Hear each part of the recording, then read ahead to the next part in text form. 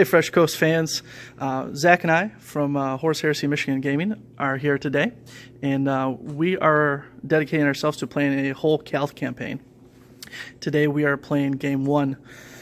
This game that we're going to be playing is the first legendary mission, which is called Shock of Betrayal, which represents when Horus had sent the word bearers to Calth to join up with the Ultramarines under the guise of attacking basically a large orc force, and with the intent to destroy the Ultramarines. And this Game 1 is kind of a shock. The Ultramarines will be deployed on the table, but they don't know that the word bearers are their enemies until it's too late, until the word bearers open force. So let's take a look at the forces we have, and we can talk a little bit more about the Calth campaign. We are playing 2,500 points Age of Darkness lists.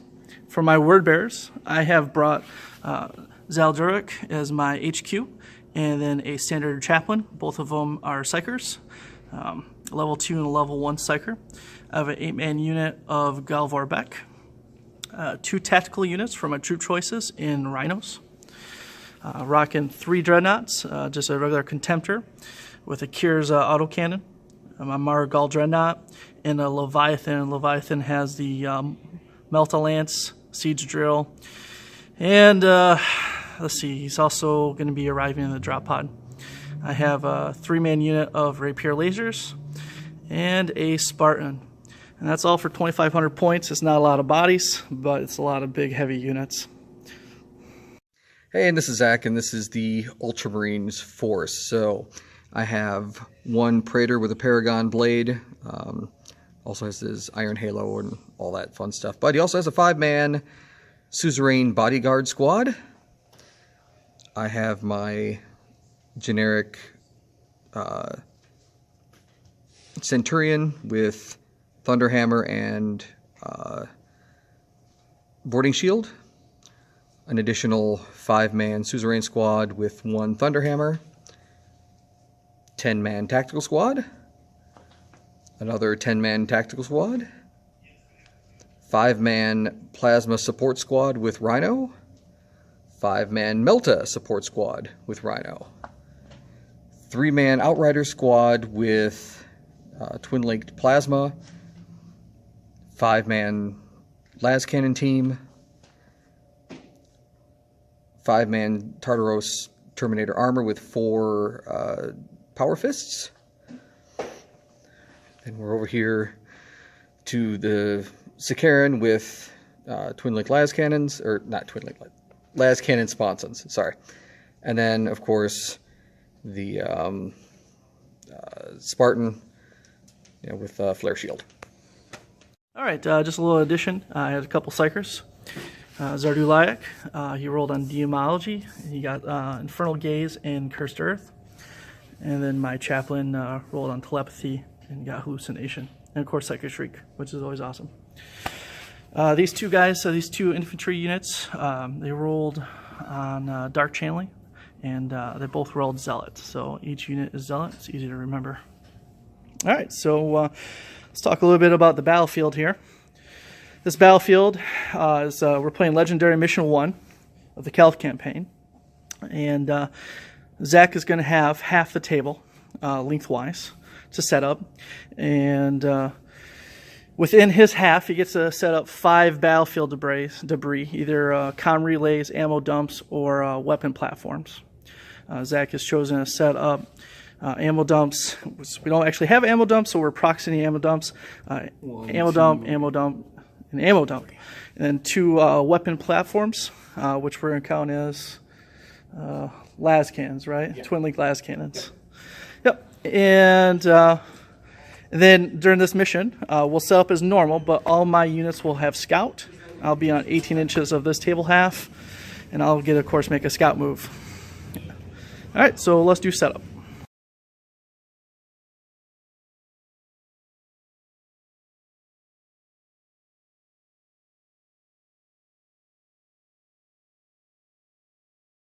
Have a shot of the battlefield setup.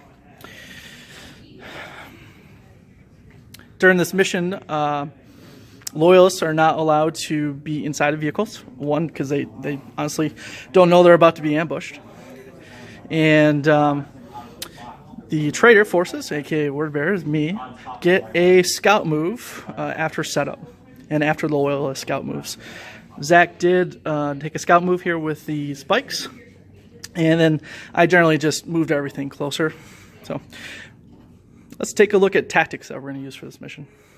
So this is a little tactics session. I'm just talking about the first turn, what we want to do to try to win the game, and just taking a look at what Zac has in kind of a similar force.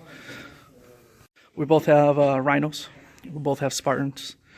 Whereas I have Dreadnoughts, he has some anti-armor, some pretty nice stuff. He's got last cannon unit here. He's got some Terminators. And he has a couple last cannon bastions. I have a drop out with a Leviathan in it. I think that Leviathan's going to come in here, probably in the back here, and try to wreck these last cannon guys right away. Try to move some of the anti-armor. Everyone else, I think, is just going to advance up, get out, maybe rapid fire, try to wipe off as much as possible. Maybe use this guy's ability to force a unit to run off the board first turn. He's got a unit way in the back. Maybe target them. My unit of Galvarbeck, I'm just going to push up the flank. He doesn't look like he's got a lot of things that can take them out very easily. So I think I just unload them first turn, take out those bikes. I think I can just push them across half the board before the game ends. And then my rapiers, I'll just use to crack some armor. Maybe go after his Spartan or some Rhinos. So, all right, so let's see what Zac thinks about his tactics and what he's going to do to try to not get beat. Okay, this is Zac again. This is the 13th Legion battle plan. Essentially, because the word bearers are so close to us, and I cannot be in any of my transports, my first turn is going to be weather all of the hits that they shoot at me, get back into my transports, and then with whatever happens to be still alive, and then kind of maneuver around to get some shots. Thankfully, I have a ton of las cannons. I'm going to try and take out the Marigal and the other regular dreadnought first. The bikes are going to try and swing around and take out at least a couple of the rapier laser destroyers, and then see where we can go from there.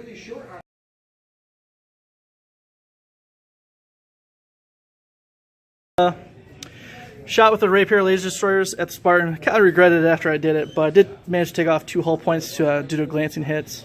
I forgot flare shields thing. My Margal shot at this unit, which should be an easy erasure, but it scattered over here. Kind of a bummer. Absolutely hit nothing. To add insult to injury, actually, in the very beginning of the game, I attempted to deep strike over right here my Leviathan Dreadnought with the intention of wiping out some of this anti-armor, and I, of all places, deep striked off the board. He did go into ongoing reserve, so I will get him back eventually. Some tactical Marines, really regret jumping them out now, but they did. They jumped out of the Rhinos. They managed to kill 2 of, what are they called? Suzerains. Suzerains. I'm going to call them Susies. I managed to kill 2 of the Susies, and managed to kill with this squad rapid firing here. And then this squad rapid firing managed to kill 3 Terminators. It's fairly lucky.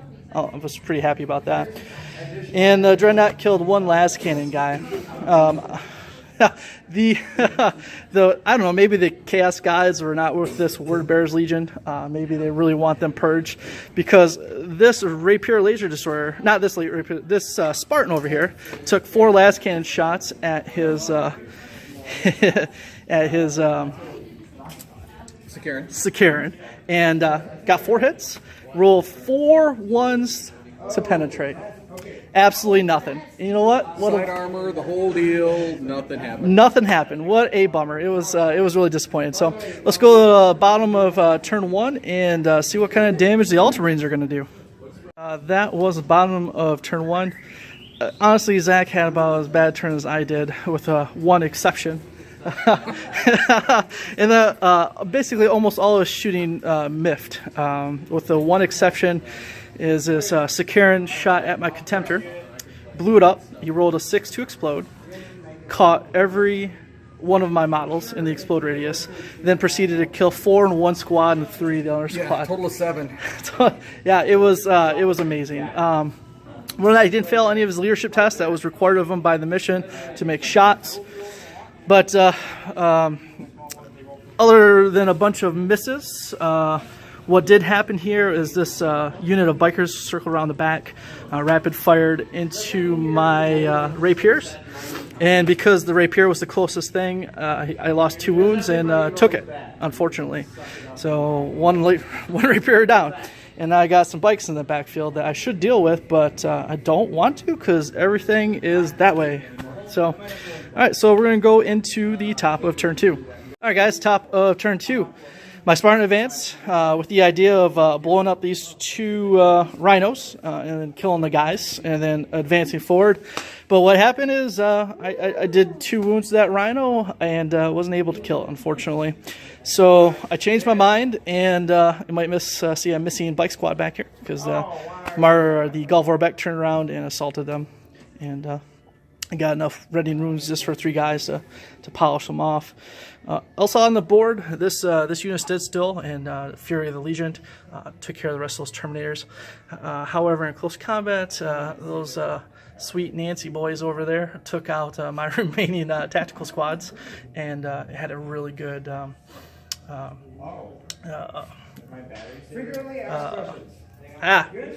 anyways, they had a 5 to move after assault combat and move towards my guys. My rhinos just, I don't know what they're doing, floating around shooting, trying to block line of sight, and that's about it. Margal moved up, got into assault with one last survivor of this rhino, and killed him in close combat. But that was about it. The top of my turn, I failed to get in my Leviathan Dreadnought again, so that's 2 turns in a row. That 500 points has been sitting in reserves. So, all right, let's go to the bottom 2. Was the bottom of turn 3. Start off for shooting, or actually just moving around. Zach moved up a rhino with his plasma guys. It was a mistake on our half. We caught it later on that it was stunned. It shouldn't have moved. Other than that, he moved those tacticals forward and his suzerain to assault my tactical unit.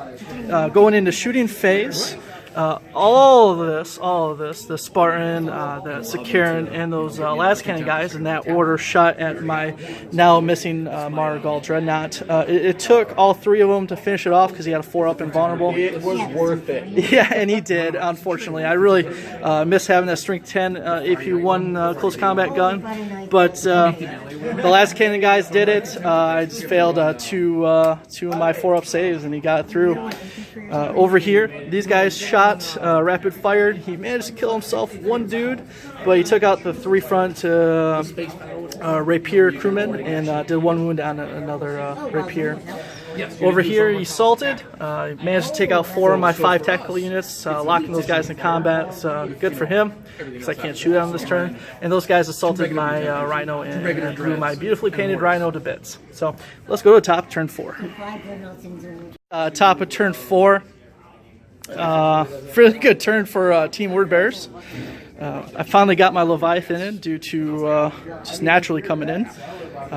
Zach didn't bring Armored Ceramite on his Spartan, which I don't think he'll make that mistake again. I needed the points. Yeah, he needed the points. And 3 Cyclonic Melta Lances took care of it. And it exploded and took out a couple guys there. And 1 guy in front, right? I think that was it. Just 1 guy in the front. And then that freed all my las cannons, or las destroyer rays and las cannons, to wipe out the Sakaran and a couple of las cannon bros in the back. In close combat, my Margal assaulted the remaining plasma guys. I hit 24 times out of 25 and had 8 rends, which is more than enough for two peons. And he cleared out my last tactical guy, so we're heading for a showdown of badass combat going on here. Let's see, bottom of 4. Of turn 4, not a lot happened this turn. Zac shot about everything he had at the Dreadnought drop pod, trying to get the Leviathan out so he could assault it with melta-bombs. And unfortunately, he just could not. He did roll up with his tactical squad, made the assault, and melta-bombed it and cracked grenaded it to death. So, which caused emergency disembark with the Leviathan Dreadnought. So I just chose to go that way. Other than that, he ran the Suzerain, thank you. I'll remember that eventually, because I'll face them for the next 9 games. The Suzerain away from the Gulf of Rebek. At this point, Zac is fighting for victory, which is, for him, is having the most units remaining on the board. Or he gets a victory point for every unit that didn't die. Alright, so let's go to the top of turn 5. That was the top of 5. Not a lot of excitement happened. Shot over here with a Spartan. Killed one. He made some great saves, so I didn't manage to kill that unit off. The Rhino moved up, took some shots, did nothing. My Rapier laser destroyers shot over here. Got one, right? Yeah, I killed one. And then shooting-wise, he took his shot everything, his heavy flamers, cyclonic melta lance, and the melta lance got one. So I killed 2 of them before assault. Then I assaulted and got another one. So he's down to 2 dudes in there. I also tried to assault over here towards the Suzerain and needed a 7. I rolled a 6, unfortunately. Hey, wish I had those command points in 8th edition. Anyways, so possibly the end of the game at turn 5, I think. So that was bottom 5. Not a lot happened. We're just going to call him a sniper last cam, bro, because he is doing work. Doing work. He killed my Rhino, my last one, just floating in the middle of the board. The rest of his dudes, he assaulted into the Leviathan, tried to get some more melta bombs onto it. And I swung first, 4 attacks, missed 3, wounded 1, killed 1 guy of his Suzerain. Then he had 3 melta bombs back, and he rolled 2s on all 3 of them. So we were just commenting about how much we would love to have command points right now. But now we're going to see if this game goes on. So we're going to roll die. And it does. Go an additional turn. That was the bottom of 6. Or actually, I'm sorry, that was the top of 6. Gulliver Beck made an 11-inch charge into this infantry squad. And just with 5 of them swinging, did 9 rending wounds and 5 rending wounds and 9 regular armor saves. It was ridiculous. That Suzerain over there got psychic shrieked for 3 wounds and then finished off with the Rapier squad. And the hero of the day finally met his match with the Spartan. So, but. This is the bottom of 6. But he only missed it by one cover save. Yeah, he did. He almost survived. So this is going in Zac's bottom of 6 turn. He's got this tactical squad left, which he managed to immobilize my Leviathan. So, but he rolled a hit and wound and just couldn't quite take him out. So let's see what happens. We continue on to game 7 or turn 7. Nope. And we do not. That is game. So that was the bottom of 6. Nothing really excited happened. He tried to throw some space debris on the Galvorbeck, and it just scattered like 20 inches over there. Yep. And the Rhino, which I forgot even existed, was taking spot shots at the Rapiers. And over here, he managed to hit the Dreadnought again. The Dreadnought only killed 1, but he hit it with the melta bombs and just rolled 12, unfortunately. And that's the game. So we'll calculate points here shortly. So we calculated the victory points, and the total came out to 20-8. Zac got first blood, and he had a unit surviving as a Legion of Astartes, 2 units surviving, and 1 that was Legion of Astartes, and he killed 2 infantry squads that had Legion of Astartes rolls, which brings them up to 8. I got Slay the Warlord, and then I had a total of 19 kill points, either through the infantry squad or the Legion of Astartes special rule. So the victory total was 20-8 Word Bearers. Honestly, we expected this to be a slanted game. The mission type gave Word Bearers first turn and gave Word Bearers the ability to scout ahead. And and fluff-wise, this actually is very fluffy, so I'm pretty happy with that outcome. Because, I mean, this was the initial revealing of the Word Bearers attacking the Ultramarines. So kind of expected them to, be put on their heels. The next game, the Ultramarines are recovering from the shock. Their Primarch, Reboot Gilliman, sorry. So used to calling him by his derogatory term. But he hasn't quite given the order to attack the Word Bearers back, which will represent in Phase 1 of the Word Bearers having advantages in the game. He's still trying to convince his brother, or talk to his brother, to see what's going on, and Logar's just letting him eat static in the communication channel. So the Word Bearers will still be pushing on next week's mission, and we'll bring that to you guys on the Bat Rep channel to enjoy. Final thoughts for me as a player.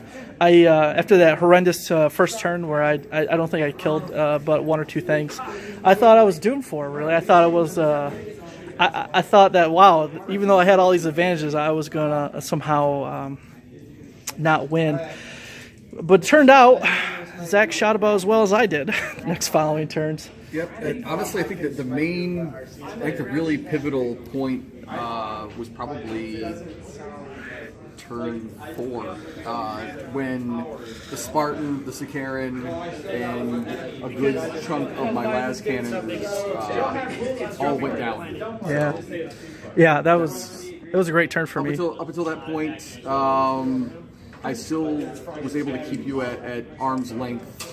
Once I lost my long distance shooting, that's when it all kind of came crashing down at that point. Yeah, Zac did a really good job of keeping me at long distance shooting. Even these bike guys that came around the end, they forced me to deal with them as opposed to letting them just run around with plasma untouched. And it kind of delayed my advance up the middle. In the end, it didn't matter, but it was good, very sound tactic. And Gulf Vorbeck, I don't know what to say about Gulf Vorbeck. They're just ridiculous. They're really good. Yeah,